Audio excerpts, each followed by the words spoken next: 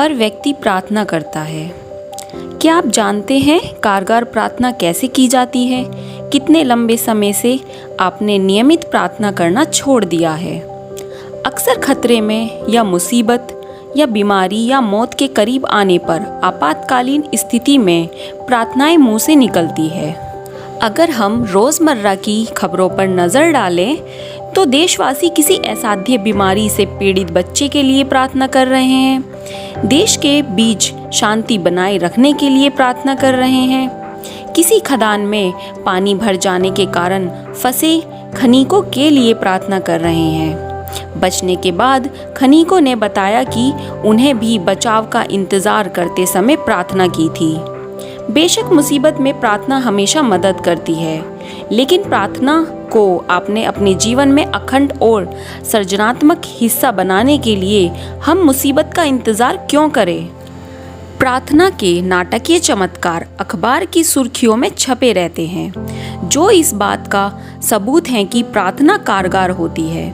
लेकिन प्रार्थना के अन्य प्रकार भी हैं, जैसे बच्चे की छोटी छोटी प्रार्थनाएं, हर दिन भोजन के वक्त ईश्वर का स्मरण, ईश्वर के साथ संप्रेषण की इच्छा की गई धार्मिक आराधना। मैंने बहुत समय तक प्रार्थना की विभिन्न विधियों का अध्ययन किया है। मैंने खुद के जीवन में भी इसकी बहुत शक्ति महसूस की है। इसके अलावा मैंने कई ऐसे लोगों के साथ बातचीत और काम किया है जिन्हें प्रार्थना से बहुत लाभ हुआ है। आमतौर पर समस्या यह आती है कि किसी दूसरे को प्रार्थना करना कैसे सिखाया जाए। मुसीबत में फंसे लोगों के लिए तार्किक ढंग से सोचना और काम करना मुश्किल होता है और उनकी समस्याएं उन पर हावी हो जाती है और सुनने और समझने की क्षमता कम कर देते हैं। उन्हें कोई आसान फॉर्मूला चाहिए जिसका पालन वे कर सकें, कोई कारगर तरीका जो बहुत ही खास हो और सरल हो।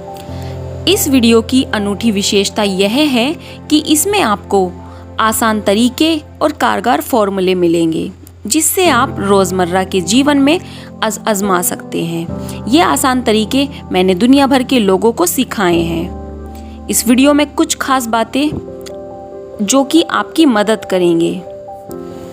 इसमें यह रहस्य खोला गया है कि आप जिस चीज़ के लिए प्रार्थना करते हैं अक्सर आपको उसके उल्टे परिणाम क्यों मिलते हैं। दुनिया भर में हजारों लोगों ने मुझसे पूछा है, बार बार प्रार्थना करने के बावजूद मुझे मांगी हुई चीज़ क्यों नहीं मिली। इस वीडियो में आपको इसका कारण पता चल जाएगा। इसमें अवचेतन मन को प्रभावित करने और सही जवाब पाने के तरीके का जो स्पष्टीकरण दिखाया गया है उससे यह साधारण रूप से मूल्यवान बन जाती है। यह मुसीबत के समय हमेशा मदद करेगी।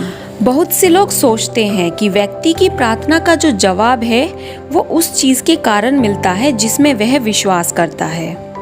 ऐसा नहीं है, उसे तो जवाब अपने विश्वास के कारण मिलता है। प्रार्थना का फल तब मिलता है जब व्यक्ति का अवचेतन मन उस व्यक्ति की मानसिक तस्वीर या विचार पर प्रतिक्रिया करके उसे हकीकत में बदल देता है। विश्वास का यह नियम दुनिया के सभी धर्मों का गोपनीय सिद्धांत है। यह उनके मनोवैज्ञानिक सत्य का छिपा हुआ कारण है। धार्मिक विभिन्नताओं के बावजूद बौद्ध, ईसाई, मुस्लिम और यहूदी लोगों को भी अपने प्रार्थनाओं के जवाब मिलते हैं। ऐसे कैसे हो सकता है? इसका कारण यह है कि प्रार्थनाओं के जवाब किसी खास अवस्था, धर्म, जुड़ाव, कर्मकांड, संस्कार, आराधना, भजन, मंत्र, बलि या चढ़ाव के कारण नहीं मिलते। जवाब तो उस अवस्था या मानसिक स्वीकृति के कारण मिलते हैं जिसके साथ प्रार्थना की जाती है। जीवन का नियम आस्था का नियम है। आस्था या विश्वास को संक्षेप में आप मस्तिष्क का विचार कह सकते हैं। व्यक्ति जैसा सोचता है, महसूस करता है, विश्वास करता है, वैसा ही उसके मन, शरीर और परिस्थितियों की स्थिति हो जाती है। आप क्या कर रहे हैं, क्यों कर रहे हैं, यह जान लेने के बाद आप अवचेतन मन की मदद से ऐसी तकनीक तैयार कर सकते हैं जो आपके जीवन की सभी इच्छाएं पूरी कर देगी। सफल प्रार्थना का मूल अर्थ मनोकामना पूरी होना है। हर व्यक्ति सेहत, खुशी, सुरक्षा, मानसिक शक्ति और सच्ची अभिव्यक्ति की इच्छा रखता है, लेकिन हम में से कितने लोग इन्हें पा लेते हैं? एक यूनिवर्सिटी के प्रोफेसर ने कुछ समय पहले मुझे कहा था कि अगर मैं अपने मानसिक नज़रिए को बदल लूं और अपने भावनात्मक जीवन को नई दिशा दे दूं, तो मेरे हृदय की स्थिति सुधर जाएगी। मैं यह बात जानता हूं। दिक्कत यह है कि मेरे पास ऐसा करने के लिए कोई तकनीक, प्रक्रिया या कार्यविधि नहीं है। मेरा मस्तिष्क कई समस्याओं के कारण इधर उधर भटकता रहता है और मैं कुटित, दुखी तथा पराहित महसूस करता हूँ। इस प्रोफेसर के मन में संपूर्ण स्वास्थ्य की इच्छा थी। उन्हें तो सिर्फ यह ज्ञान नहीं था कि उनका दिमाग कैसे काम करता है। इस ज्ञान से वह अपनी मनोकामना पूरी कर सकता था और यही हुआ। इस वीडियो में बताए गए उपचार और विधि के इस्तेमाल से वह पूरी तरह स्वस्थ हो गए। आपके अवचेतन मन की चमत्कारी शक्ति उस समय भी मौजूद थी जब आप पैदा नहीं हुए थे, जब कोई चर्चा नहीं थी, जब दुनिया नहीं थी। जीवन की महान शाश्वत सच्चाई और सिद्धांत उस समय भी मौजूद थी जब कोई धर्म शुरू नहीं हुआ था। मैं आपसे आग्रह करती हूँ कि आने वाली आराधनाओं में आप इस अद्भुत जादुई काया पलट देने वाली शक्ति तथा उसकी उपयोगिता को अच्छे से जान ले। यह मानसिक और शारीरिक घावों को भर देगी, डरते हुए मन को हौसला बढ़ाएगी और आपको गरीबी, सफलता, दुख, कमी और तथा कुंठा की सीमाओं को पूरी तरह से आज़ाद कर देगी।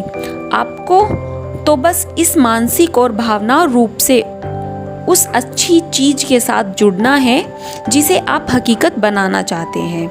आपके अवचेतन मन की रचनात्मक शक्तियाँ इसी के अनुसार प्रतिक्रिया करेगी। आज ही, अभी से शुरू कर दे। अपने जीवन में चमत्कार होते देखे। ऐसा तब तक करते रहें जब तक कि आपके जीवन में चमत्कार नहीं हो जाए।